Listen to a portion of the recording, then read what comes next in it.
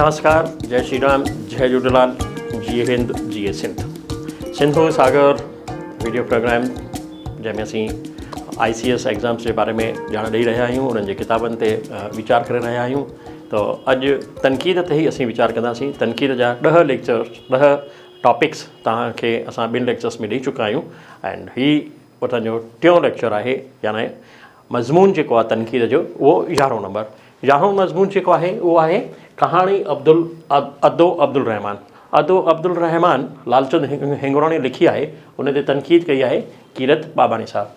अमरलाल हिंगोराणी जी लिखियल कहाणी अदो अब्दुल रहमान, जंहिंखे नई कहाणी जी सिफ़ में सिंधी साहित्य जे इतिहासकारनि पहिरीं कहाणी लिखियो आहे। माना सिंधीअ जा साहित्यकार चवनि था त हीअ अदो अब्दुल रहमान जेका आहे अमरलाल हिंगोराणी जी, उहा पहिरीं कहाणी आहे। हालांकि कहाणी इन खां पहिरीं लिखी हुई, पर जेका टेक्नीक आहे, कहाणी जी जेका टेक्नीक, कहाणी जा जेके उसूल आहिनि, उन ते जेकॾहिं असीं वीचार कंदासीं त हीअ कहाणी उहा पहिरीं कहाणी सिंधीअ जी चवाई थी वञे हली। इन ते तनक़ीद कई आहे कीरत बाबाणी साहब। ऐं कीरत बाबाणी साहिब लाइ मां पहिरीं बि चई आयो आहियां त कीरत बाबाणी साहिब ए जे उत्तम ऐं गोविंद माली साहिब प्रगतिशील विचारधारा जा लेखक आहिनि। प्रगतिशील विचारधारा जो ई जेको आहे पासो खणनि था पिया। पर हिन साहिब जी हीअ तनक़ीद जेका हिन ते तनक़ीद जेका कई आहे उहा प्रगतिशील न पर रवायती ऐं उसूली तनक़ीद आहे। माना हिन तनक़ीद खे जेकॾहिं कंहिं सिफ़ में असांखे रखिणो हूंदो त असां चवंदासीं त कीरत बाबाणी साहिब जी हीअ तनक़ीद रवायती ऐं उसूली तनक़ीद आहे। लेखक सभ खां पहिरीं नई कहाणी छा आहे, हाणे नई कहाणी कंहिंखे थो चइजे, उन नई कहाणी ते हुन पंहिंजा वीचार हिन मज़मून में लिखिया आहिनि। तंहिंखां पोइ जेको आहे उन ते पंहिंजी ॻाल्हि लिखे थो पियो। लिखे थो, ओलह जा नवां वीचारवान पंहिंजे फ़लसूफ़ीअ खे नओं सॾे उन जी बुनियाद ते कला ऐं साहित्य जो सृजन करणु घुरनि था। पंहिंजो पाछो हिंदीअ में ऐं उनजो पाछो यानी पाछे में पाछो सिंधीअ में असांखे मिले थो। यानी अंग्रेजीअ मां हिंदी ऐं हिंदीअ मां सिंधी। जेको प्रगति मॉडर्निज़म आहे, उहो मॉडर्निज़म छा आहे, उहो केॾी महिल वरी पाण वीचार कंदासीं त मॉडर्निज़म छा आहे। पर थोरे में मॉडर्निज़म यानी ईसा खां पोइ जी जेका लाइफ स्टाइल आहे उहा मॉडर्निज़म, ऐं पोस्ट मॉडर्निज़म यानी मॉडर्निज़म खां पोइ जो मॉडर्निज़म। उन में छा थींदो आहे, पोस्ट मॉडर्निज़म में जड़नि जी तलाश, यानी पुराणो असीं छा हुआसीं। पर हिते ई मॉडर्निज़म जी ॻाल्हि थो करे। उन मॉडर्निज़म में छा थो चए त जेके साहित्यकार मॉडर्न लैंग्वेज में वञनि था या मॉडर्न लिटरेचर में वञनि था, उन जो अक्स जेको आहे उहो हिंदीअ में था ॾिसनि ऐं हिंदीअ जो अक्स जेको आहे उहो सिंधीअ में था ॾिसनि, यानी पाछे में पाछो था ॾिसनि पिया। अॻियां हली इन ते पंहिंजा बेबाक राया हिन रीति थो पेश करे। छा थो लिखे, फ़लसफ़े जो बुनियाद नवनि क़दुरनि नई जीवन धारा ई नाहे, बल्कि ओलह जे सड़ी वियल ऐं बासी समाज जे मुद्दे ख़ारिज़ ऐं आरज़ी क़दुरनि ते बदिलाए। यानी उते जेका वीचारधारा ख़ारिज थी वई हली, उन्हनि जेको लाइफ स्टाइल अपनाई उहा ख़तमु थी वई हली, उन खां पोइ असीं उनखे एडॉप्ट था कयूं पिया। जे शख़्सी निरासाई एटमी डर, यानी छा थियो, पश्चिम जो जेॾी महिल वीचारधारा हली त उन में छा थियो, एटम बम जो हमिलो थियो हली जापान जे मथां। इंतिहा पसंदी, इनक़रादियत, ख़ुदगर्ज़ी ऐं संदसि समाज जी बेमक़सूदियत ऐं खोखलाइप ते ॿधल आहिनि। रुॻो अयाशी जेको पश्चिम जो थॉट हलंदो हो, उहो हाणे पूरब जी तरफ़ थो अचे पियो, भारत जी तरफ़ थो अचे पियो। त इहा खोखलाइप आहे हुतां जे वीचार जी, उनखे बिल्कुलु बेबाक तरीक़े सां कीरत बाबाणी साहिब लिखियो आहे। लेखक पंहिंजे तनक़ीदी मज़मून में कहाणी जी पूरी कथा वस्तु खे त चिटियो ई आहे, पर कहाणी तनक़ीद ते बि पंहिंजा वीचार पेश कयो न। तनक़ीद कीअं कजे उन ते बि हुन पंहिंजा वीचार पेश कया आहिनि। जेॾीमहिल तव्हां पूरो मज़मून पढ़ंदा त तव्हांखे पूरो ध्यानु ईंदो। कहाणीअ जी ख़ूबियुनि खे बि चिटियो आहे। लिखे थो, कहाणीअ जी ॿी ख़ूबी जा हिन कहाणीअ खे जदीद कहाणीअ में शुमारु करे थी, सा आहे कहाणी जी टेक्निक जी नवाण ऐं कंहिं हद ताईं हिकु ख़ासि प्रयोग जी कोशिशि।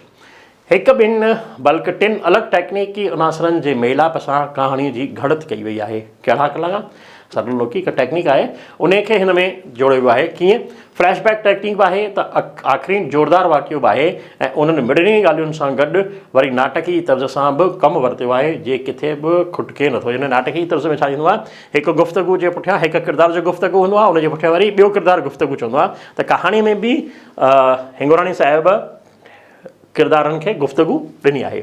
लेखक साहित्यकार जी रचना जो ई न, पर ॿियनि भाषाउनि जे साहित्य जो बि गूढ़ो अभ्यास कयो थो लॻे, जेको हिन मज़मून में साफ़ ज़ाहिर थिए थो। यानी किथे किथे उहो मुशाबत करे थो ॿियो मज़मून में, त लॻे थो त कीरत बाबाणी साहिब ॿियनि भाषाउनि जे साहित्य जो बि सुठो अभ्यास कयो आहे। इहो असांजो 11हों नंबर मज़मून जेको कीरत बाबाणी साहिब जो अमरलाल हिंगोराणीअ जी कहाणीअ ते हो। इन खां पोइ वारो जेको आहे उहो आहे सुगन आहूजा साहिब लिखियो आहे। सुगन आहूजा साहिब कंहिं ते लिखियो आहे, सिंधी शाइरीअ में नयूं धाराऊं। हाणे शाइरीअ में कहिड़ियूं कहिड़ियूं धाराऊं हलनि थियूं पियूं, उन्हनि धाराउनि में नयूं धाराऊं कहिड़ियूं आयूं आहिनि, उन्हनि ते सुगन आहूजा साहिबु लिखियो आहे। त सुगन आहूजा खे प्रोफेसर हरीश वासवाणी नई सुजाॻीअ वारो तनक़ीदकार चयो आहे। कहिड़ो चयो आहे? नई सुजाॻीअ वारो तनक़ीदकार। नई सुजाॻी कहिड़ी? इन खे सुगन आहूजा पंहिंजे तनक़ीदी लेख में चिटो कंदे चयो आहे त छा तक़ाज़ाऊं एतिरियूं घणियूं ऐं निरालियूं आहिनि जेतिरो सिंधी शाइरी में इज़ाफ़ो करण जो मैदान वसी आहे, पर ख़ुशीअ जी ॻाल्हि आहे त अहिड़ियुनि तक़ाज़ाउनि खे पूरे करण लाइ अमल जे मैदान में शाइर बि तमामु घणा आया आहिनि। यानी जेके बि प्रयोग थियनि था पिया उन खे सिंधी शाइरी में प्रयोग करण जे लाइ असां वटि प्रयोग करण वारा शाइर बि वधीक पैदा थिया आहिनि। नए दौर जी सुजाॻीअ वारे दौर खे हिन अॻियां हली हिन रीति चिटियो आहे। छा थो चए? इज़हार जो नओं ताजी पेटो, नवां फार्म, नयूं धाराऊं न नवां रुझान। नऊं ताजी पेटो यानी फॉर्मेट, नवां फॉर्म्स, नयूं धाराऊं। नई सुजाॻीअ जी तक़ाज़ा आहे त सिंधी शाइरीअ में पारसी ऐं उर्दू ॿोलीअ जे गैर मानुस ऐं दक़ीक़ लफ़्ज़नि ऐं तरकीबुनि जो इस्तेमालु घटिजणु घुरिजे ऐं सिंधी लफ़्ज़नि ऐं तरकीबुनि जो वाहिपो वधणु घुरिजे। हीअ आहे असांजो नई वीचारधारा जेका घणेई जेके मज़मूनगार आहिनि या असांजा जेके सिंधी शाइर आहिनि उहे चवंदा आहिनि त सिंधी शाइरी या सिंधी साहित्य जेको आहे उहो अरबी फ़ारसीअ जे अखरनि खां आज़ो थियणु घुरिजे। उहो ई हिते सुगन आहूजा साहिब बि चवे थो। इहा तक़ाज़ा जेतिरी वाजिबु आहे ओतिरी ॾुखी ऐं पेचदार। बराबरि जीअं असां अॼु आम तौर सां अरबी ऐं फ़ारसीअ जा अखर प्रयोग कयूं था पिया, उन में जेकर नवां असांखे लफ़्ज़ आणा आहिनि त उहे सिंधी लफ़्ज़ ॻोल्हणा पवंदा। उन जे लाइ असांखे लुगत ॾिसणी पवंदी, असांखे डिक्शनरी ॻोल्हणी पवंदी, उन डिक्शनरीअ जो बि कंसल्ट असांखे करिणो पवंदो। सुगन आहूजा इन्हनि पेचीदगियुनि ऐं ॾुखियाईयुनि जो बि विस्तार सां ज़िक्र कयो आहे त असांखे नवनि अखरनि खे चूंडण जी सुजाॻी रखणी पवंदी ऐं नवां लफ़्ज़ जोड़ण वक़्तु भाषा जे विकास थिए न कि विनाश थिए। जीअं कंहिं भाषा में नवां लफ़्ज़ ईंदा आहिनि त चयो वेंदो आहे कि भाषा जो विकास थींदो आहे। त हाणे उन विकास जी जेकॾहिं असीं ॻाल्हि कंदासीं, असांजो इहो भाषा जो विकास थियणु घुरिजे त इहा बि सुजाॻी रखणी पवंदी त हीअ बराबरि असांजे जेको भौगोलिक एरिया आहे उन जे आसपास जी हीअ भाषा आहे, उन में जा लफ़्ज़ अचनि था या ॿिए के लफ़्ज़ था अचनि पिया, यानी विदेशी लफ़्ज़ न अचनि, देशी लफ़्ज़ अचनि, उन जी बि सुगन आहूजा साहिबु करे थो पियो। हाणे छा थो करे पियो? उन जा उदाहरण बि हुन ॾिना आहिनि सुगन आहूजा साहिबु। हिन साहिबु नारायण श्याम ऐं शेख अयाज़ जो मिसाल पेश कंदे ॾेखारियो आहे त इन्हनि ॿिन्ही नवां अखर जोड़िया पर उहे सुहिणा था लॻनि, अणवणंदड़ न। नारायण श्याम ऐं शेख अयाज़ साहिबु सिंधी लफ़्ज़, सिंधी लुगात उन में जो प्रयोग कयो आहे त उहे सुठा था लॻनि पिया। उन्हनि जा उते मिसाल बि ॾिना आहिनि। तनक़ीदी मक़ाले में लेखक अरबी फ़ारसी ॿोलीअ जे बहिर वञण सां गॾु हिंदी ऐं संस्कृत मानाऊं ऐं छंदनि जो बि वर्णन कयो आहे। हीअं चइजे कि सिंधीअ ते असरु जेको वधि में वधि थियो आहे या वॾे में वॾो थियो आहे, जेॾीमहिल असीं सिंधी लिटरेचर जो हिस्ट्री पढ़ंदासीं त उते उन में पाण खे साफ़ु ॾिसण में ईंदो त सिंधीअ ते संस्कृत जो असरु आहे, त संस्कृत ते सिंधीअ जो बि असरु आहे। त असांजी ॿोली जेका असां लिखूं था पिया, जंहिंखे चइजे कि 712 खां पोइ अरबी फ़ारसी वधीक मिली वई आहे, हली गुरमुखी बि कुझु मिली विया आहिनि, हली उन्हनि ते असीं उन में हिस्ट्री ऑफ लिटरेचर में वधीक डिस्कस कंदासीं। त उहे असांखे अरबी फ़ारसी खां थोरो सो पासो करणु घुरिजे ऐं हिंदी ऐं संस्कृत जे अखरनि खे ते बि ध्यानु असांखे ॾियणु घुरिजे। नई क्लासिकी शाइरी खे नए सिर जॻाइणु घुरिजे, हिन शाइरीअ जो ज़ोर वठाइणु घुरिजे। जीअं क्लासिकल फॉर्म्स, क्लासिकल शाइरी में नवां रंग भरणु, सिंधी क्लासिकल शाइरीअ जे किरदारनि सां वास्तो रखंदड़ ॻाल्हियुनि जे लाइ नवनि इशारनि जे ज़ख़ीरे खे वधाइणु ऐं इस्तेमालु करणु, सिंध जी ॾंद कथाउनि ऐं संस्कृत जी शाइरी में मिलंदड़ किरदारनि खे पेश करणु, अरबी फ़ारसीअ जे बहिर वजद मां गॾु संस्कृत ऐं हिंदीअ जे मात्रिक छंदनि जो इस्तेमालु करणु घुरिजे। बिल्कुलु ही नई शाइरी कीअं हुजे उन ते पूरा वीचार सुगन आहूजा साहिबु लिखी वियो आहे, जेको मां पहिरीं चई आहियां कि असांखे सिंधीअ खे संस्कृत ऐं हिंदीअ जे मात्रिक छंदनि जे पासे में रखणु घुरिजे, छो जो सिंधी जेका आहे उहा संस्कृत जी भेण आहे। पूरो तनक़ीदी मक़ालो पढ़ण खां पोइ ईअं चिटो थो थिए त लेखक तनक़ीद लिखण खां पहिरीं न रुगो सिंधी पर संस्कृत ऐं हिंदी साहित्य जो बि अभ्यास कयो आहे। तॾहिं तूं कंपेरिज़न करे थो कि अरबी फ़ारसी जा अखर वधीक था अचनि, असांखे सिंधी ऐं हिंदी ऐं संस्कृत खे बि वधाइणु घुरिजे ऐं शाइरीअ में नई धारा शुरू करण जो मक़सदु साम्हूं रखी पंहिंजी ॻाल्हि चूंड ऐं सुहिणनि लफ़्ज़नि में पाठकनि साम्हूं पेश कयो आहे।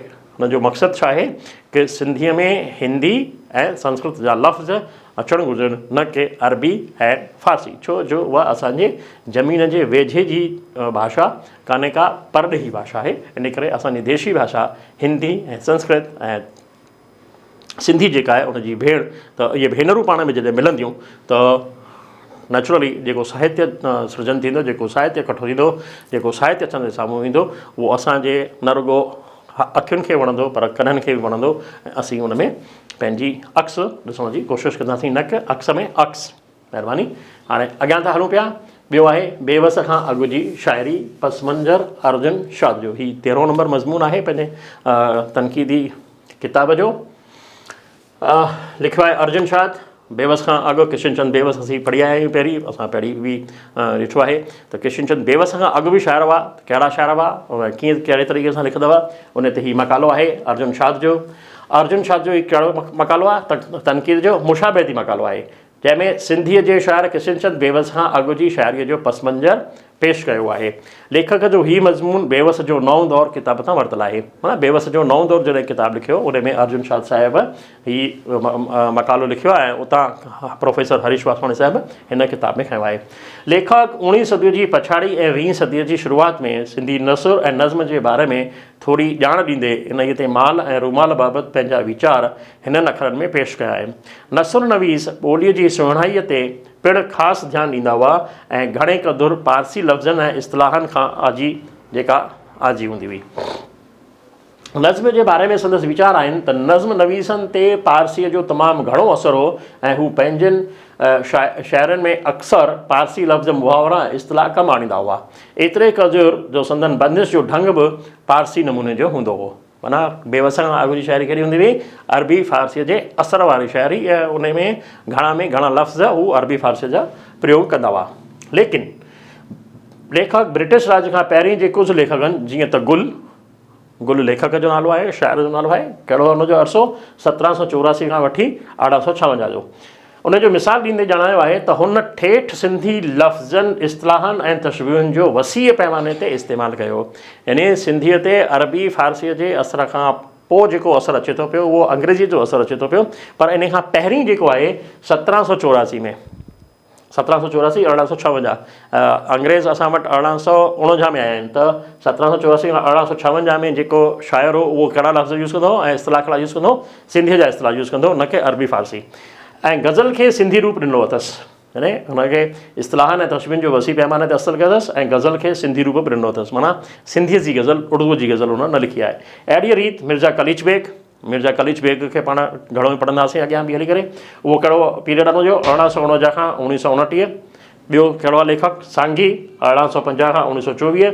इन्हनि जा मिसाल ॾींदे लिखियो आहे त संदन रचनाउनि मथां पारसी ऐं उर्दू शाइरीअ जो असरु हो ऐं सिंधी माहौल जो असरु नथो मिले। यानी बेवस खां पहिरीं जा जेके हीअ शाइर हुआ, सांघी, मिर्ज़ा कलीच बेग, इहे इन्हनि जेको आहे सिंधी रूप में गज़ल न लिखी, पर उन्हनि अरबी फ़ारसीअ जो वॾो प्रयोग उन्हनि में कयो आहे।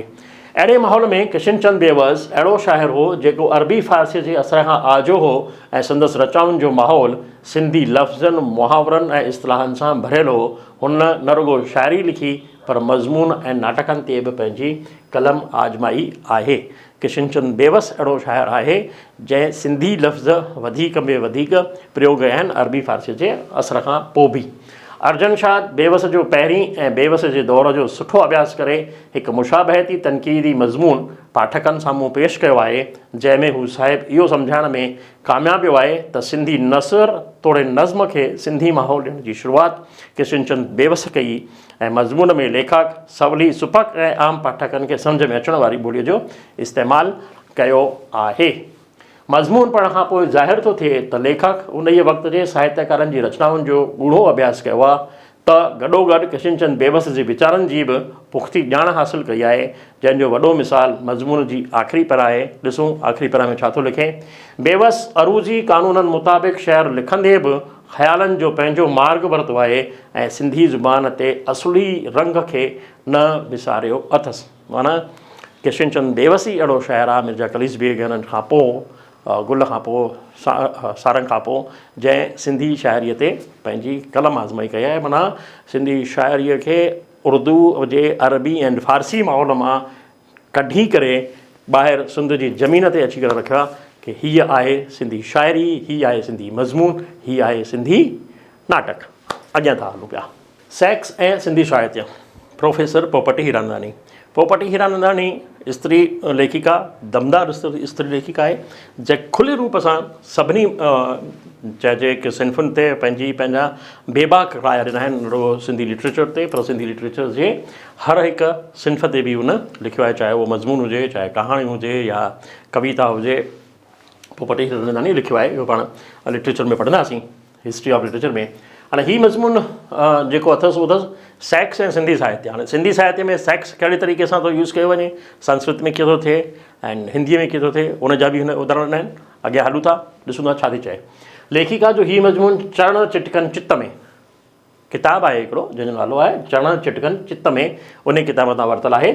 वासवाणी साहिबु लेखिका खे रवायती तनक़ीदकार जी सिफ़ में लिखियो आहे न, जेका सिद्धांतनि ते ॻाल्हि थी करे पई, ॾिसंदासीं त बिल्कुलु वाज़ ईंदी। हीउ मज़मून मुशाबहती तनक़ीद आहे। लेखिका सिंधी ऐं संस्कृत साहित्य में सेक्स जे चिट जी मुशाबहत कई आहे।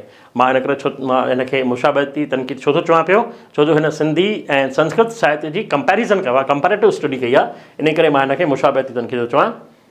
मज़मून जी शुरूआति में हिंदू धर्म जे फ़लसूफ़े खे, इन philosophy of Hinduism, Hindu life जेका आहे उन खे चिटियो आहे, जंहिंमां भली भांति ॼाण थी पवे त लेखिका हिंदुत्व जो या हिंदू फिलोसॉफीअ जो कूड़ो अभ्यास कयो आहे। तॾहिं त लिखे थी, प्राणी ॼमे थो त ॼमण सां ई साणुसि 4 ॻाल्हियूं ॼमनि थियूं, जे आहे निद्रा, भव, मैथुन ऐं आहार, यानी निंड, डपु, संभोग ऐं खाधो। इहे 4 आदतूं हुन में ईंदियूं इहे 4 वीचार ईंदा। हिंदू धर्म में ज़िंदगीअ खे 4 मुख ॾेई हर मुख खे हिक ॿिए सां ॻंढियो वियो आहे। कहिड़ा मुख ॾिना आहिनि? धर्म, अर्थ, काम ऐं मोक्ष। आर्यन जेको आहे, आर्य असांजा हिंदुस्तान जा हुआ, उन्हनि जी जेका जीवन शैली आहे उनखे बि चिटो थी करे पई। आर्यन संपूर्ण जीवन खे 4 तबक़नि में, कहिड़ा कहिड़ा जीवन जा तबक़ा? ब्रह्मचर्य, गृहस्थ, वानप्रस्थ ऐं संन्यास।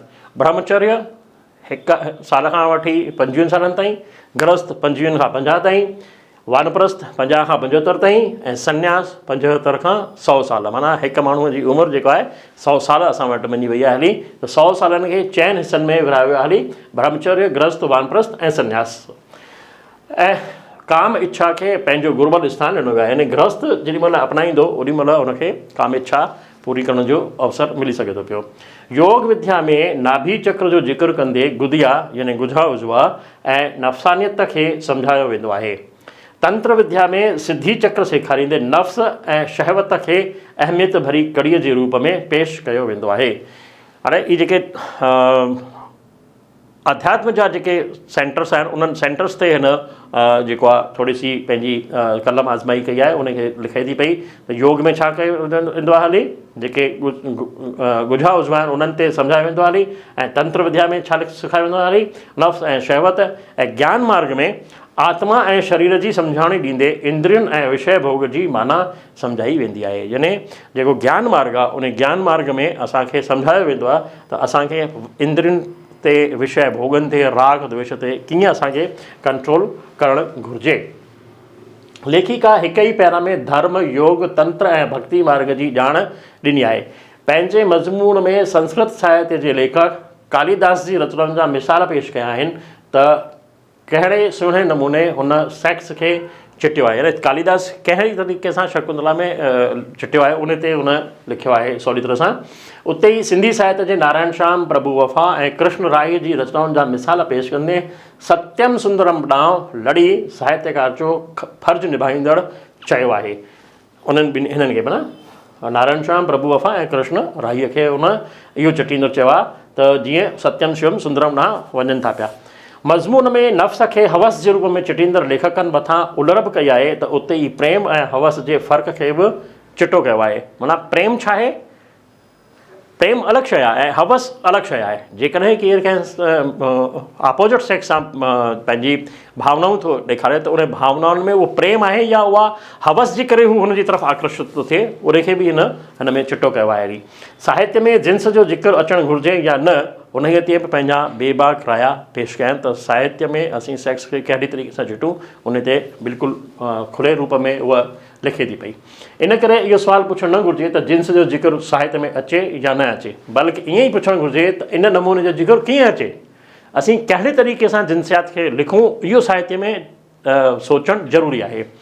इन कीअं जे जवाब में ई इख़लाक़ ऐं बद इख़लाक़ जो तफ़ावत, प्यार ऐं हवस जो फ़र्क़ु, साहित्यकार ऐं असाहित्यकार जी व्याख्या समायल रहे थी। माना कहिड़े तरीक़े सां असांखे नफ़ासियत ऐं प्यार ऐं हवस खे ॾेखारिणो आहे, उनजो जेको आहे चिट पोपटी हीरानंदाणीअ उन ते सवली तरीक़े सां तनक़ीद कई आहे कि असीं साहित्यकारनि खे कहिड़े तरीक़े सां हिकु अपोज़िट सेक्स खे प्रेम ऐं प्यार खे असांखे कहिड़ी तरीक़े सां ॾेखारणु घुरिजे।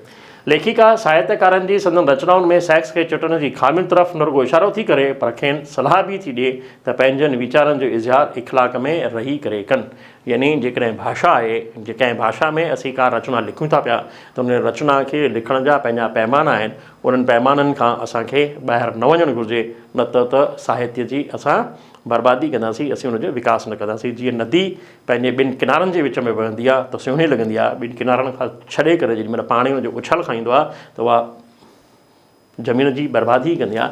अहिड़े तरीक़े सां साहित्य में बि ईअं थी सघे थो पियो जेॾीमहिल असां नफ़ासियत या सेक्स खे इंडिकेट कयूं था पिया। संदसि मज़मून जी भाषा तुज ऐं ॿोली सुपक आहे, संदसि नज़र पारखू आहे, तॾहिं त हू सिंधी साहित्य में नफ़्स जे चिट खे जंहिं बेहूदे नमूने चिटियो वियो आहे तंहिंजी उहा निंदा करे इन जो कारण थी ॿुधाए त असां वटि फ़ाहिश ऐं अफ़ाहिश लिखाइण जी कसोटी मौजूदु न आहे। इहा हुई असांजी पोपटी हीरानंदाणी जंहिं पंहिंजा बेबाक राया ॾिना त साहित्य में असांखे नफ़्स या असांखे सेक्स कहिड़ी तरीक़े सां चिटणु घुरिजे, उन ते हुन पंहिंजी पूरी राय रखी आहे। अॼु अॻियां हलूं था पिया। अॻियां आहे लाल पुष्प काक ककोड़िया कापड़ी। काक ककोड़िया कापड़ी ते जेको लेख आहे उहो शेख अयाज़ जे ख़तनि जो जेको किताबु छपियो आहे उन ते आहे। एंड लाल पुष्प बि नई वीचारधारा ऐं जदीदियत जो लेखक चवायो वेंदो आहे, जंहिं कहाणी लिखी आहे ऐं मज़मून बि लिखिया आहिनि। त अचो हिन मज़मून ते छा थो लिखे पियो। सिंध जे मशहूरु शाइर शेख अयाज़ जे 22 ख़तनि जो मज़मूओ जेको मथे सिरे सां छपियो वियो आहे, तंहिं ते लेखक तनक़ीद कई आहे जेको दृष्टि ऐं दर्शनी किताब सां वरितलु आहे। माना हिकु किताबु आहे लाल पुष्प जो दृष्टि ऐं दर्शनी, उन में ई इहो लेखक वरितलु आहे। लेखक शेख अयाज़ जे ख़तनि लिखण वक़्तु ई सुजाॻ हुअण जी ॻाल्हि खे पुख़्तगीअ सां पेश कयो आहे। अयाज़ ख़त लिखण वक़्तु सचेत आहे, सावधान आहे त इहे छपजंदा। यानी शेख अयाज़ जॾहिं ख़त लिखे थो पियो, ख़त लिखण जी परंपरा ॾाढी पुराणी आहे। हींअर त असीं व्हाट्सअप ऐं SMS ते अची विया आहियूं हली, या वीडियो रिकॉर्ड करे हिक ॿिए खे मैसेज था मोकिलियूं पिया, पर ख़त असां वटि पहिरीं ॾाढो हलंदो हो। हिकु जेको समाचार जो माध्यम हो उहो चिठी ई हूंदी हुई। त माना चिठीअ जे ज़रिए कंहिंसी ताईं पहुचे थो पियो, कंहिंखे लिखे थो पियो, वीचार पेश करे थो पियो असांजो शेख अयाज़ साहिबु, त ओॾी महिल हू सुजाॻ आहे त हीउ ख़त जेको आहे कॾहिं न कॾहिं मुंहिंजा दोस्त जेको आहे गॾु करे ऐं हिनखे किताब जे रूप में छापींदा, ऐं उहो छपियो बि आहे। छपजण लाइ ई हुन लिखिया आहिनि। इन सावधानीअ सबबु ई ख़त ख़ूबसूरत फ़नाइता थी विया आहिनि। लेखक शेख अयाज़ जे ख़ुशबूअ सां वासिल जी तशबीह ॾिनी आहे। इन्हनि ख़तनि खे कीअं छा लिखियो आहे, इहे ख़ुशबूअ सां वासिल आहिनि। शाइर ऐं नसर नवीस बि मज़मूनगार शेख खे सॾियो वियो आहे। यानी शेख हिकिड़ो शाइर ई न आहे, उहो मज़मूनगार बि आहे, उहो मज़मून बि लिखे थो पियो, यानी ख़तनि जे रूप में उहो मज़मून लिखे थो पियो। इन ई लाइ हिन रीति थो लिखे, अयाज़ जो काक ककोड़िया कापड़ी गुल आहे, ख़ूबसूरत आहे ऐं उन में ख़ुशबू आहे। किताब जे गुलनि जी अयाज़ जॾहिं नसरु लिखे थो तॾहिं बि शाइर आहे, ऐं ॿिया बि घणा ई शाइर तॾहिं शेर लिखनि था जॾहिं बि नसरु लिखनि था। यानी जॾहिं नसरु मज़मून थो लिखे त उनखे उहो शाइरीअ जो रूप में ई जेको आहे पेश थो करे पियो। माना उनजी जेका पेशकश जो तरीक़ो आहे उहो शाइरानो आहे। ज़ाहिर आहे त लेखक सिंधीअ में घणनि ई शाइरनि ऐं नसर नवीसनि जो गूढ़ो अभ्यास कयो आहे। लेखक अयाज़ जे कुझु ख़तनि जे मज़मून जो बि ज़िक्र कयो आहे, जीअं पहिरें में सिंध जे इतिहास जो वर्क, ॿिए में बेलदार मुक़दम ॼाणे उन्हनि जो ज़मींदार जो हिकु जेको बेलदारनि ऐं किसाननि खां कमु वठंदो उहो मुक़दम, ॿुढे बिरोही रिबिन ऐं विंक्स वग़ैरह रवाज़ी ग़रीब बुखायल ज़िंदगीअ जूं तलख़ूं तस्वीरूं असांजे अॻियां रखियूं वयूं आहिनि। माना शेख अयाज़ उन्हनि ख़तनि में छा लिखियो आहे उन्हनि जे बारे में हुन लिखियो आहे। जॾहिं पूरो मज़मून असीं पढ़ंदासीं त असांखे पूरो तरीक़े सां वाज़ा थींदो। उते ई प्रगतिशील वीचारनि ते लेखक साम्यवादी समर सेटवान जे लिखियल ख़तनि सां मुशाबहत कई आहे। हाणे हीअ बि जदीदियत जो लेखक वरी प्रगतिशील वीचारधारा में थो वञे हली कि प्रगतिशील में कंहिंसां थो मुशाबहत करे। हिकु ॿियो लेखक आहे साम्यवादी लेखक समर सेटवान, उन सां उनजी मुशाबहत करे थो पियो। उते ई अयाज़ जे किरदार मथां हैंगिंग वी जे गुफ़्तगूअ जो असरु हुन जो बि चिटियो आहे। शेख अयाज़ पढ़ियो या न पढ़ियो इहा मूंखे बि ख़बर कोन्हे, पर हुन जे मथां कंहिंजो असरु थो लिखे थिए उहो हुनजो असरु ॿुधाए थो पियो। लेखक शेख अयाज़ जी शख़्सियत जो बि गुड़ो अभ्यास कयो आहे। तॾहिं मज़मून जे आख़िर में शेख अयाज़ जी शख़्सियत ते कलम हलाई आहे। लिखे थो त अयाज़ में ॿ अयाज़ न पर ॿिनि खां वधीक अयाज़ आहिनि, पर मुख्य ॿ अयाज़ आहिनि। हिननि ख़तनि में हू मूंखे ॿई नज़र अचनि था। शख़्सियत टुटल आहे पर विशाल बि आहे। हीअ असां अॼु जा मज़मून लिखियासीं। हिकु अयाम छा थो चए, हिकु अयाज़ ख़यामनि जी चुकी पी झुमे थो, ॿियो अयाज़ सुध ॿुध भुलाइणु चाहे थो। मीरा जी वंदना में, मीरा जे भॼन में ऐं गौतम जे निर्वाण तरफ़ थो भॼे। ॿियो उनखे छिके संसारी पदरनि जा गुण ॿुधाए थो। हिकु कविता में आत्मा पाए थो, ॿियो जिस्म में कविता पाए थो। यानी हुनजी जेका मुशाबहत आहे हुनजी ॿिनि शख़्सियतुनि जी मुशाबहत, जेको डबल कैरेक्टर्स आहिनि शेख अयाज़ जा कहिड़ा कहिड़ा आहिनि। हिकु मीरा आहे जेका मीरा भक्तीअ में लीन आहे, ॿियो ॿुध आहे जेको निर्वाण थो चाहे पियो। माना उहे ॿई हिन में आहिनि। हिकु सन्यासी आहे त ॿियो विलासी आहे। हिकु ग़रीब जा आंसू ॾिसी धरतीअ ते घुमणु चाहे थो त ॿियो पखीअ जो गीत बणिजी आकाश में उॾामे थो। हिकु जीवन आहे, ॿियो मृत्यु आहे। हिकु तुच्छ आहे, ॿियो अनमोल आहे। हिकु खिणभंगुर आहे, ॿियो अमर आहे। हिकु उहो आहे जो आहे, ॿियो आहे जो आहे ऐं आहे जी हस्तीअ में संदेह आणे थो। यानी शेख अयाज़ जी शख़्सियत ते केतिरो हुन गूढ़ो अभ्यास कयो आहे साईं लाल पुष्प साहिबु। उनखे बिल्कुलु हुननि चिटनि अखरनि में हिन पैराग्राफ में हू खणी थो अचे त हू मीरा आहे, हू गौतम आहे, हू पखीअ वांगुरु उॾामणु थो चाहे, ज़मीन ते बि रहणु थो चाहे। हिन किथे बि पंहिंजी ज़मीन छॾणु नथो चाहे। पखीअ वांगुरु उॾामी वरी वापसि अची करे पंहिंजी ज़मीन ते बीहे थो। लेकिन अयाज़ में पहिरीं ॻाल्हि वधीक आहे, पोइ वारी घटि आहे। यानी कहिड़ी ॻाल्हि वधीक आहे? मीरा वारी भक्तीअ वारी ॻाल्हि वधीक आहे।